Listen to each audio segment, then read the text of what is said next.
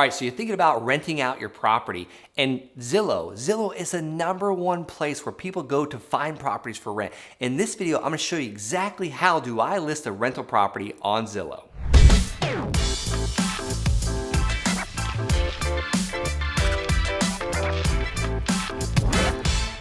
Hey guys, welcome back. In this video, I'm gonna show you step by step a live demo of me listing a property on Zillow for rent. All right, so here we are at Zillow.com. I have already signed in. You're gonna wanna get a free Zillow account to do this. So I've already signed into my account, and then I'm gonna go to rent, and I'm just gonna hover over rent. I'm not actually gonna press on anything, and I'm gonna come down to your rental. And then up here in the top right-hand corner, it's actually going to be, let's see, they changed it up on me a little bit. Back to renting. Oh, manage rentals. I wanna click on that, and I'm gonna go to my listings. If you don't have any listings, there's not gonna be any there. And then I'm gonna click up here in the left-hand corner, and I'm gonna add a rental property. I'm just gonna go ahead and do one we actually just sold, but for this purpose, it's just gonna be a pretty good example, and hopefully the pictures are still on Zillow, so we don't even have to worry about uploading anything. So I like to type just a few numbers, like the house number, and then start typing in the street.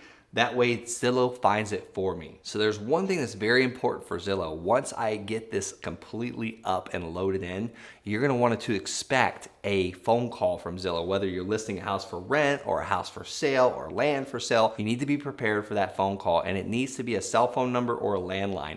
A voice over IP, a Skype, or a WhatsApp number, that is not gonna work. They wanna verify that it's a real person taking this phone call. All right. So house, they already put it in there for me. I love the fact that Zillow already does this for me. This is a room for rent with a shared living space. No, that's not our option, so I'm not gonna click that, and I'm gonna click create listing. Street address, they're gonna verify it one more time for me. Is this the correct address? No, I need to edit my address, or yes, continue. So I'm gonna go ahead and continue here, and let's see what comes up next. Let's get started in the listing. Property information, get started. All right, so 2188 square foot. Yes, they're dead on. They're including my finished basement that's completely remodeled, and also the upstairs. So I love the fact that they're including that. I think they're actually also including the garage on this too, which is fine with me. It just makes it look a little bigger. 4-bedroom, 2-bath. You know, you definitely want to describe the house. If it was just completely renovated and upgraded, you just replaced the water heater like in the last couple months, and say these things. But you also want to sell towards the pleasure. Like, why would someone want this fully renovated kitchen and bathrooms and beautiful backyard with like spa or whatever? Like, don't just talk about the mechanical things. Remember the things that people really want, like the emotional items, and then they can defend it with logic. So hit next. Hide property address. Yeah, you don't really want to hide the property address because you want people to be able to drive by and see it, or know where it's at, or hey, how far is this from our daycare? So I absolutely say do not hide the property address when you're listing the house. All right, monthly rent. How much is the security deposit? All right, so the monthly rent, the current rent estimate for this property is $19.28. I actually think that Zillow is very dead on for this. I was actually just getting $1,600 a month for this house, and that was before we fixed it up. They're probably a little bit low, but however, I think we can get maybe $2,100 for this property. However, I never want to be at the top of the market, because the best renters, the doctors, the people with the best credit, the 799 credit score, these guys have many options. They don't have to pay the highest amount. So if you want a good tenant, a really good tenant with great credit, and they're probably gonna leave the house better than what they found it, then I recommend being on the lower end of that. And it's a certain thing I had to learn through many years of having multiple rental properties. But that's just my opinion here. So we're gonna put 1928, exactly what Zillow says to do in this particular situation. How much is the security deposit? Generally I do a security deposit that is equal to my rent. And when is your property available to rent? I like to say, pretty much the same day or the next day, and then we can just go ahead and hit next. I prefer 1-year leases. Rent to own, maybe you're selling this house, rent to own to someone, that's gonna get a lot of clicks because they might not be able to afford a mortgage right now. But this particular example, we're gonna do 1 year. And then sublet or temporary, those are for the guys that are interested in maybe subleasing your house, or they're gonna run an Airbnb out of it, they're gonna run their business out of it. So it's really a kind of a commercial operation, and they're gonna make money renting your house out. So we're gonna hit next. All right, no pets allowed, cats allowed, small dogs allowed, large dogs allowed, doesn't matter. Here's one thing I know about pets, and you can make money each month by allowing pets to be in your house. You know, I've seen people charge anywhere from $20 to $45 a month. Now, we cannot charge to have kids in the house or additional people. Well, actually, maybe you could charge for additional people, but I'm pretty sure kids is illegal to do that. But yeah, all jokes aside, you can make tons of money off allowing pets. And I would say $40 each animal, not just $40 for all 3 cats. So let's just do this example, large dogs allowed. Hit next. And then what should renters know about the lease terms? This is where you want to get very specific, like I don't allow smoking. There's never been any smoking in this house. You got to be quiet for the neighbors, blah, blah, blah.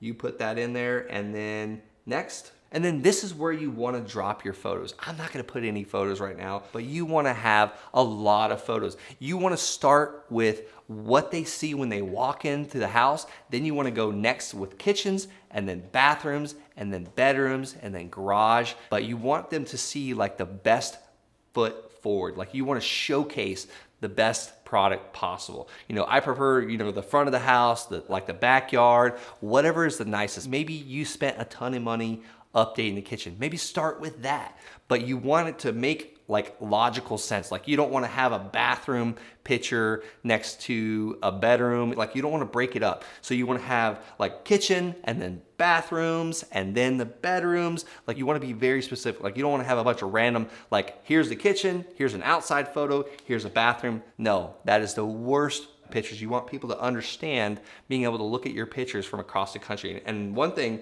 that I'll talk about on Zillow is their 3D walkthrough, their 3D virtual tour is phenomenal. All right, before I get onto amenities, I'm gonna show you some of these best amenities that you wanna have in your listing. But before I do that, smash that big red subscribe button and make sure those notifications are turned to all, because you wanna see when these videos come out every single day of the week. Thanks so much for that. Moving on to amenities. This is very important. You want to select what your property has. You want to be very specific, because think about this.